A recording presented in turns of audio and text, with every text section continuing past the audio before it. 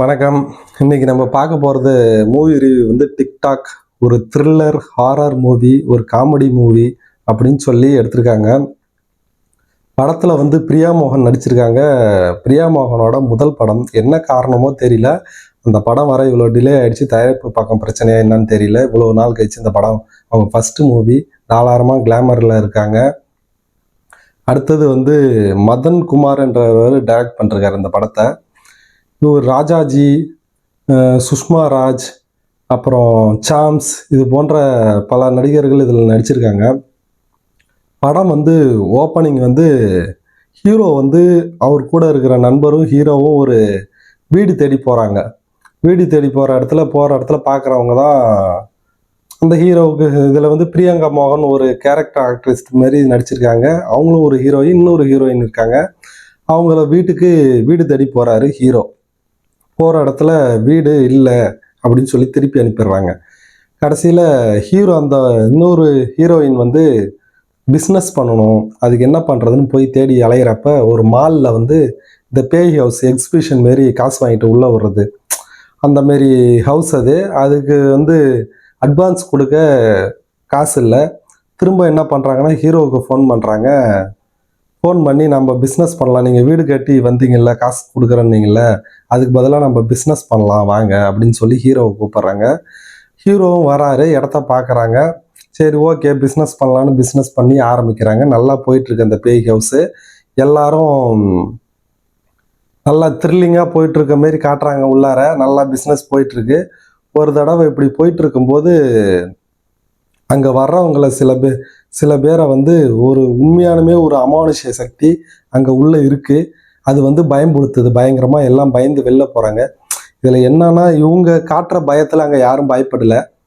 உண்மையாலுமே அங்கே ஒரு பேய் இருக்குது. அந்த பேய் வந்து பயம்படுத்துது. அதனால் சில பேர் பயந்து ஓடுறாங்க. இப்படியே போயிட்டுருக்கு. ஹீரோ கூட இருக்கிற ஃப்ரெண்டு ஓரளவுக்கு காமெடி பண்ணுறாரு. அந்த காமெடி ஓரளவுக்கு எடுபட்டிருக்கு, இல்லைன்னு சொல்ல. ஹீரோவோட ஃப்ரெண்டு மறைந்த நடிகர் மணிவண்ணன் லுக்கில் இருக்கிறாரு. காமெடி ஓரளவுக்கு நல்லா பண்ணுறாரு. இப்படி போயிட்டு இருக்கும்போது ஹீரோயின் ஒரு தடவை அவங்க செல்ஃபோனை மறந்து அந்த ஹாரர் வீட்டில் பேய் ஹவுஸில் வச்சுட்டு வீட்டுக்கு போயிடுறாங்க. திரும்ப எடுக்க வராங்க. எடுக்க வரும்போது அந்த பயந்துடுறாங்க. அந்த அமானுஷ்ய சக்தி, அந்த ஆவி வந்து அவங்கள பயம்படுத்தி இது பண்ணுது. பயந்து ஓடிடுறாங்க. ஒரு 2 நாளைக்கு அந்த வீட்டு பக்கமே வரல. 2 நாளைக்கு நம்ம ஹீரோ தான் பார்த்துட்டு இருக்காரு அந்த ஹவுஸோட பிஸ்னஸை. இப்படியே போயிட்டு இருக்கும்போது ஹீரோவும் ஒரு நாள் உள்ளே போகும்போது ஹீரோவையும் பிடிச்சிடுது. அந்த அமானுஷ்ய சக்தி ஹீரோவையும் பிடிச்சிடுது. பிடிச்சி அவரையும் பயம்படுத்தி கடைசியில் பேய் வந்து அந்த ஆவி வந்து அவர் உடம்புலே போயிடுது. அவர் உடம்புல போயிட்டு கூப்பிட்டு எல்லாத்தையும் மிரட்டுது. நம்ம ஹீரோவோட ஃப்ரெண்டு ஹீரோயின் எல்லாத்தையும் மிரட்டி, நான் சொல்கிறத கேட்கணும், நான் சொல்கிறத கேட்டால் இந்த இடத்துல நீங்கள் பிஸ்னஸ் பண்ணலாம், இல்லைன்னா உங்களை பிஸ்னஸ் பண்ண விட மாட்டேன் அப்படின்னு சொல்லிடுது. இவங்க அதோட கட் பண்ணால் பிரியங்கா மோகனை போய் பார்க்குறாங்க. பிரியங்கா மோகன் பார்க்கும்போது அவங்க எனக்கு தெரியல அவர் எங்கே இருக்கிறாருன்னு, அவர் வரவே இல்லை அப்படின்னு சொல்லி ஃபீல் பண்ணி பேசுகிறாங்க இவங்கள்ட்ட. இவங்களும் அவர் எப்படி இறந்தாருன்னு கண்டுபிடிக்க ஒருத்தவங்களா போயிட்டு செக் பண்ணி பார்க்கும்பொழுது, விசாரித்து பார்க்கும்பொழுது, ஒரு இடத்துல வந்து அவர் வேலை பார்த்த இடத்துல விசாரிக்கும் பொழுது என்ன நடக்குதுன்னா, அவர் மேல் ப்ராஸ்டியூட், அதாவது ஆண் விபச்சாரின்னு தெரிய வருது.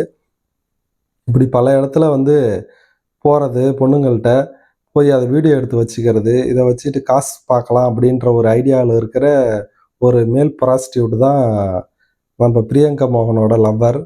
பிரியங்கா மோகனை அவரை கல்யாணம் பண்ணிக்கிட்டு தனியாக அவங்க அப்பா அம்மாவுக்கு தெரியாமல், வீட்டுக்கு தெரியாமல் தனியாக வாழ்ந்துட்டு இருப்பாங்க. இப்படி அவங்க இருக்கும்போது படிக்கிற காட்சிகள்லாம் அவர் வீடியோ எடுத்து வச்சுக்கிட்டு அவங்க ஃப்ரெண்டு மூலயமா மிரட்டி பிரியங்கா மோகன் ஒரு கோடீஸ்வர வீட்டு பெண்ணு, அதனால் பணம் பறிக்க முயற்சி பண்ணுவாங்க. இது வந்து எதிர்பாராத விதமாக பிரியங்கா மோகனுக்கு தெரிஞ்சது. இதை அவங்க அப்பா கிட்ட சொல்லி ஆள் வச்சு அவங்க லவ்வரை க்ளோஸ் பண்ணிடுறாங்க. இது தெரியாத அவங்க லவ்வர், அவன் செத்து போன லவ்வருக்கும் தெரியாது இந்த விஷயம். ஆவியாக இருக்கிற லவ்வருக்கும் இந்த விஷயம் தெரியாது. இதை விசாரிக்க தேடி போகிற ஹீரோயின், ஹீரோவோட ஃப்ரெண்டு, இவங்களுக்கும் இந்த விஷயம் தெரியாது. இதை பிரியங்கா மோகன் மறைச்சிடுறாங்க இவங்கள்ட்டேருந்து. எப்பயும் போல் அப்பாவி மாரி பேசிட்டு போயிடுறாங்க. இது 2வது வந்து எந்த ஒரு லீடுமே இந்த விஷயத்தில் கிடைக்கலையே அப்படின்னு சொல்லி திரும்பவும் பிரியங்கா மோகனை சந்திக்க வராங்க. அப்போ வந்து பிரியங்கா மோகன் உண்மையை சொல்லிடுறாங்க. ஆமாம், நாங்கள் தான் கொன்னோம் அப்படின்னு சொல்லி, இதை போல் பண்ணிட்டான், மேல் ப்ராஸ்டியூட்டு, அவன் ஃபோனை பார்த்து தான் தெரிஞ்சுக்கிட்டேன் இதெல்லாம் அப்படின்னு சொல்லி கதை அப்படியே முடிய போகுது. இதுக்கு நடுவில் என்ன நடந்ததுன்னா, இவங்களா ஒரு செட்டப் பண்ணி, ஏன்னா அந்த ஃப்ரெண்ட்ஸுகளும் ஒரு சரியில்லாதவங்க தான். பிரியங்கா மோகன்ட்டே பணம் கேட்டு மிரட்டினாங்க. அடுத்தது வந்து நிறைய பேர்கிட்ட அவங்க எங்கெங்கெல்லாம் போனாங்களா கால் பாய்ஸா, அவங்கள்ட்டலாம் வீடியோ எடுத்து வச்சுக்கிட்டு அந்த பெண்கள்ட்டலாம் பணம் கேட்கறது, இது போன்ற செயலில் பண்ணதால என்ன பண்ணுவாங்க, கோத்து விட்ருவாங்க. யாருக்கிட்டனா ஆவிக்கிட்ட, அந்த செத்து போனவங்க ஃப்ரெண்டோட ஆவிக்கிட்ட இவங்க கூட மேல் ப்ராஸ்டியூட்டுக்கு கூட ஒரு 4, 5 பேர் செட்டாக சேர்ந்து செஞ்சிட்டு இருந்தாங்க. அவங்கள்ட்ட கோத்து விட்டுறாங்க இந்த இவங்கெல்லாம் சேர்ந்து. இவங்க தான் உங்கள் ஃப்ரெண்ட்ஸுங்க தான் அவங்க பிரியங்கா மோகன் கொன்னாங்கன்னு சொல்லாமல் ஃப்ரெண்ட்ஸுங்க தான் கொன்னாங்க, உங்கள் ஃப்ரெண்ட்ஸுங்க தான். காரணம் என்ன, தொழில் போட்டி, எல்லாருமே உங்களை கூப்பிட்றாங்க, அதனால் வந்து அவங்களுக்கு வந்து பிடிக்கல அது, அதனால் அவங்க தான் உங்களை ஆளை வச்சு கொண்டுட்டாங்க அப்படின்ற மாதிரி செட்டப் பண்ணி சரி அப்போ வந்து என் ஃப்ரெண்ட்ஸுங்களை எல்லாத்தையும் இந்த பேய் ஹவுஸுக்கு இந்த வர வைக்கணும், உங்கள் வேலை தான் இது அப்படின்னும்போது இவங்களும் எல்லாரும் சேர்ந்து அவங்கள எல்லாத்தையும் ஒரு ஃப்ரெண்டாக வர வைக்கிறாங்க. அந்த ஆவி ஒருத்தங்களா அந்த ஹீரோவோட உடம்புல பூந்து ஒருத்தங்களா கொன்று பிச்சு பிச்சு கொத்து பரோட்டா மாரி கறியை வீசுது. இதோட படம் முடிஞ்சிடுது, அவ்வளோதான். இதில் என்ன ஒன்று சொல்ல ஒன்றுன்னா, ரொம்ப ஒரு த்ரில்லிங்கான கதை கிடையாது இது. ரொம்ப த்ரில்லிங்லாம் கிடையாது. அதே போல் ரொம்ப காமெடியும் கிடையாது. ஏதோ ஒரு அளவுக்கு போகுது, அவ்வளோதான்.